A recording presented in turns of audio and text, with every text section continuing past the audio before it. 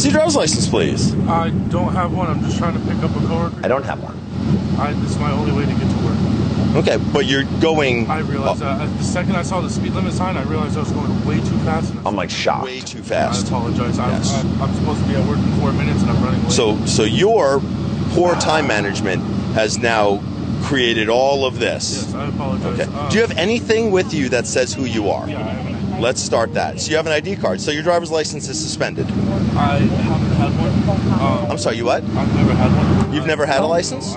So why are you driving if you've never had a license? Did you put those stickers on your car? Yes, I did. Is that like a proclamation that you've made? It's just a funny sticker. I thought it would be funny. This episode starts out with me stopping a box. The big giant sticker on the back said it. It is part of my vocabulary.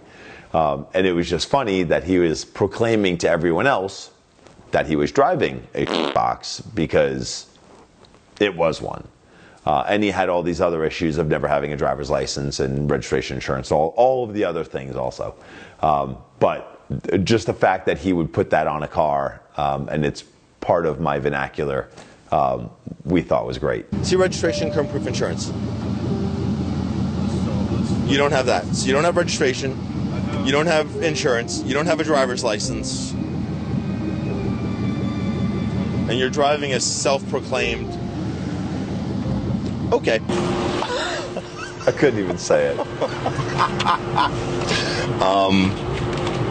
Yeah, so I think he's probably right with the stickers that he put on his car.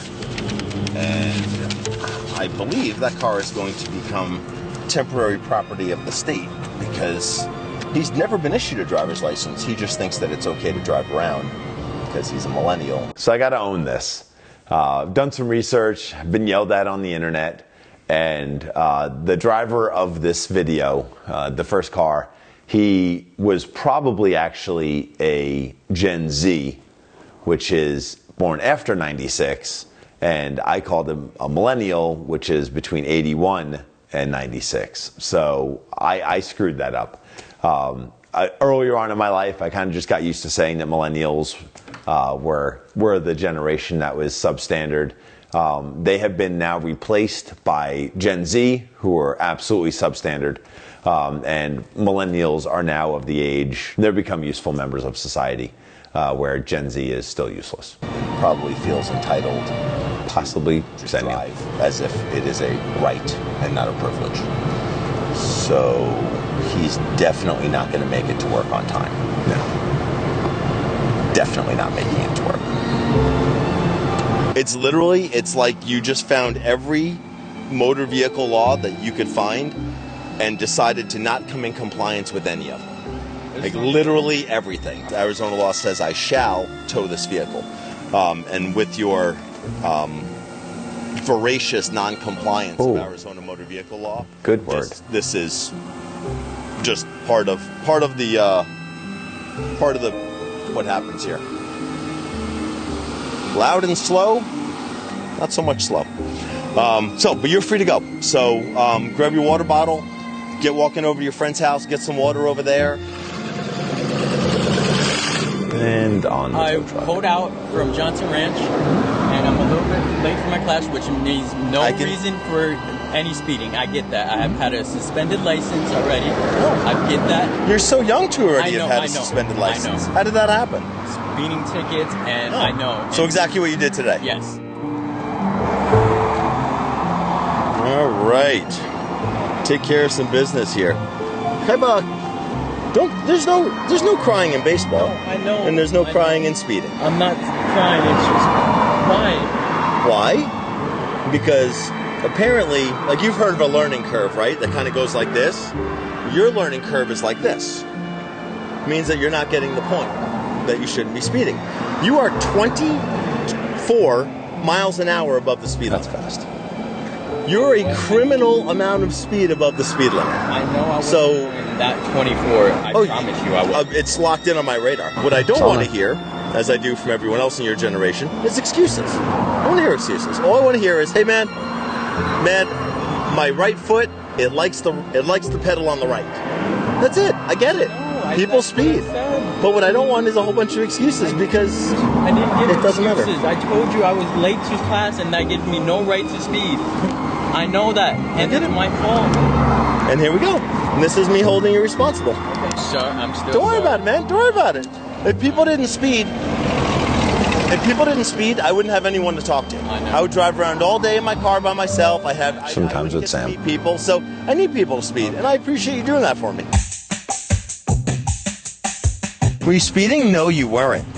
So I know that you're driving a car, but does this car happen to identify as a bicycle? Because you were driving with two of your wheels in the bike lane, like all the way from... Great video of that. I'm so sorry. I have the boot on my leg. Oh, you got a big old boot. Yeah. So I'm going to a doctor's appointment. I tried to... So how does the boot on your left foot affect how you steer your car with your two good hands? It hurt. I don't know what I was doing. I wasn't really paying attention. I could tell. I wasn't paying attention, but my mind was trying to put my mind on my boot. Because when I do this, it hurts. And when so don't do that, and it won't hurt. I know. I try not to think about it. When I push the chair back, I'm too short. It's my brother's car, so I have to try to... I'm sorry. That's okay. I'm going to shut this door here, nice and easy for you. There we go. Okay.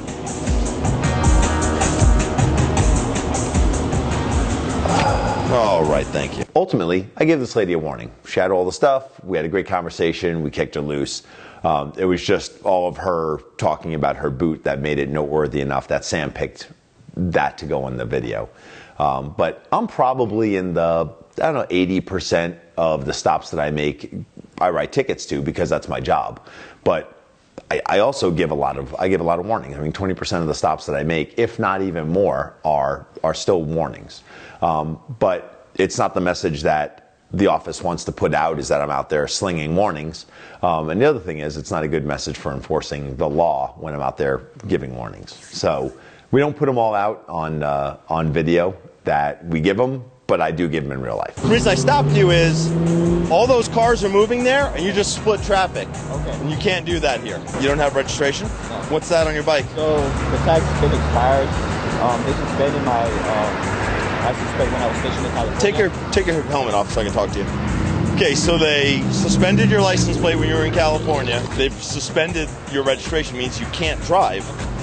So can't drive means that you can't drive. You don't just get to drive when you want. So you have no registration, you have no insurance. Okay, just wanted to make sure. In Arizona, you can only split traffic in a road posted at 45 miles an hour or less, and only if there's traffic is stopped. And it has to be 2 lanes in each direction, and traffic has to be at a complete stop, and then you can pass by. So this one, traffic is moving, and he blows past me while we're in the act of moving, which was the reason for my stop. It's a new law in Arizona. It's probably about a year old now or so. So people are still getting used to it. I still give a ton of warnings for it because even though people just think it's lane splitting, but it is not lane splitting on any road anywhere. There's some it's specifically outlined in the statute when and where and how you can do that. But that violation also led to all of these other violations, which he was cited for. So it was a good reason to stop and talk to him, and it led to some bigger stuff. You don't have to turn your car off, man. It's hot out here. Yeah, I was doing the speed limit. You actually weren't. I was doing 45. Well, first of all, that's not true, because I locked you in on radar at 57, and you were at 57 before. Dude, this is not a back and forth. I'm not looking for information from you. So you were at 57 before you crossed the elongation of a line created by the 45 mile per hour sign. So you were still in a 25 mile per hour zone going more than double the speed limit. So at no time were you doing the speed limit except when you passed it on the way to your top speed. And he's got all these excuses, and then I run his driver's license, and he's suspended from tickets that were, I think, issued by the Pinal County Sheriff's Office. So failure to pay for criminal violation, failure to comply with financial responsibility. So he is suspended while he is driving, and says that he was only doing the speed limit, which he wasn't, and he was in a 25 mile per hour zone going more than double the speed limit. So he's going to have some issues here as a result of, one, having a ton of excuses as to why he was doing what he was doing, and two, the fact that he's driving and shouldn't be behind the wheel of a vehicle at all. Okay, so your driver's license is suspended. So you know that? Okay, so you shouldn't be driving at all. Just don't drive because you can't, and obviously you're not good at it. So that was 25 and 26. Got to see some terrible cars and some terrible driving. Coming up next, we have 27 and 28. Episode 28 is the window tint special. Got a ton of attention, so check it out and you'll see why.